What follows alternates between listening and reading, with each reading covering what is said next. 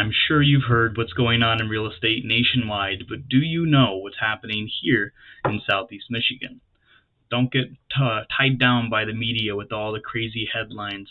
Let's understand what's happening here in our market. It's a lot different than what's happening in the bigger markets you've heard of. So this is our June 2023 housing report.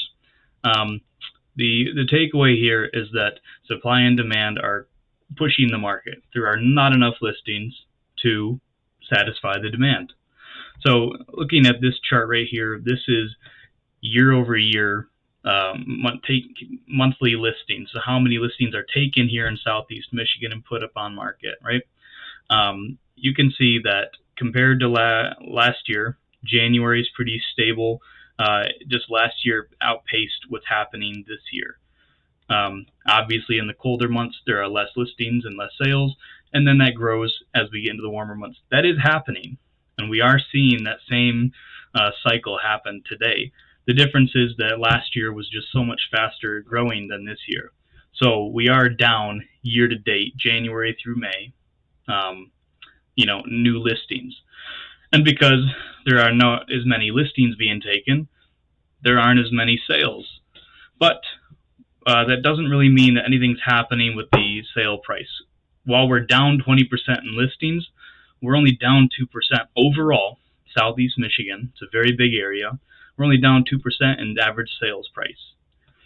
And now this is the graph the chart I really want to look at. If you see there, over 50% of the listings right now are selling for over asking, right?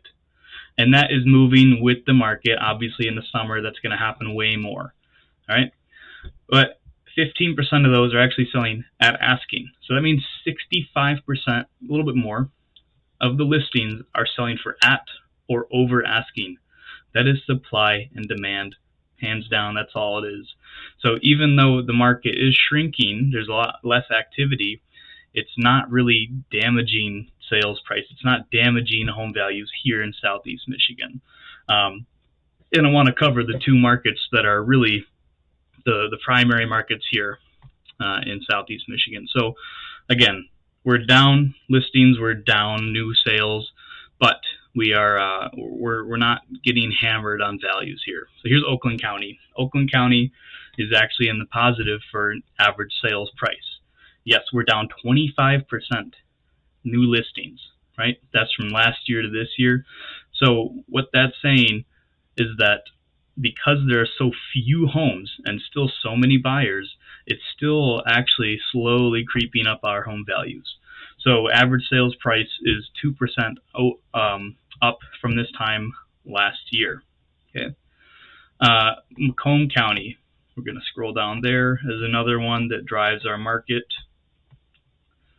Macomb County, again, 25% less listings, which means there are less sales, less pending sales, but a 1% increase in average sale price.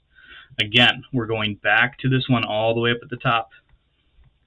Over 50% of our listings are selling over asking. These are the houses that are priced right for the market. They're getting maximum exposure. They're usually move-in ready.